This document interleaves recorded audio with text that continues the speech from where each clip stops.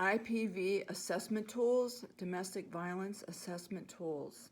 Hey, this is Margie Fitzgerald coming to you again on my video training on my practice manual, the case of Nightmare in Hostage Hills, where I've laid out all the assessment tools and treatment protocols based on evidence-based practice for clinicians to use in child custody / high conflict / domestic violence cases.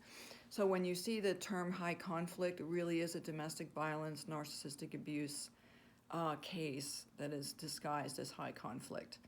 And what is happening in a lot of these cases is malpractice by custody evaluators, by therapists, because the narcissist batterer are so manipulative, and there's a failure to do the recommended based on evidence-based practice investigation, domestic violence investigation. So just in this case, in Nightmare in Hostage Hills, which I'll put a link below, is the case study based on a true story by Christina Mask in her case where her kids were ripped from her.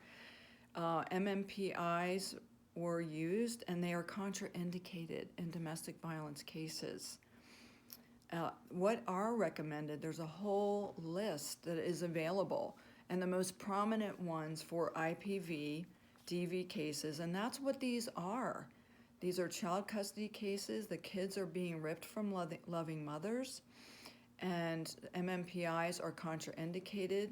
Trauma checklists are not being used for the children, which are the appropriate, mandated by mental health best practices, tools that need to be in your toolkit as clinicians, as medical doctors, as school nurses, as teachers.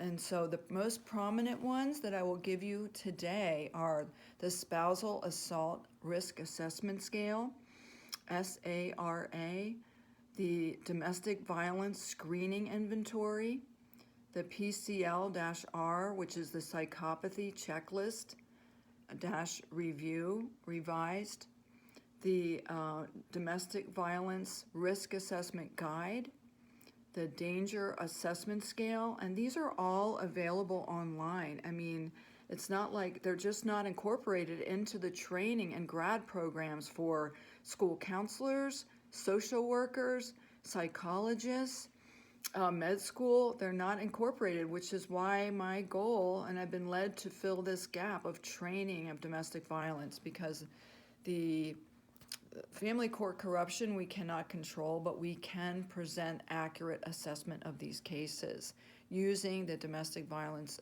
appropriate screening tools, whether it's DV or IPV, which is intimate partner violence. So please, if you find value in these videos, please like and subscribe and share so that others may benefit from this. And again, I have the link for the practice manual, the orange, behind me.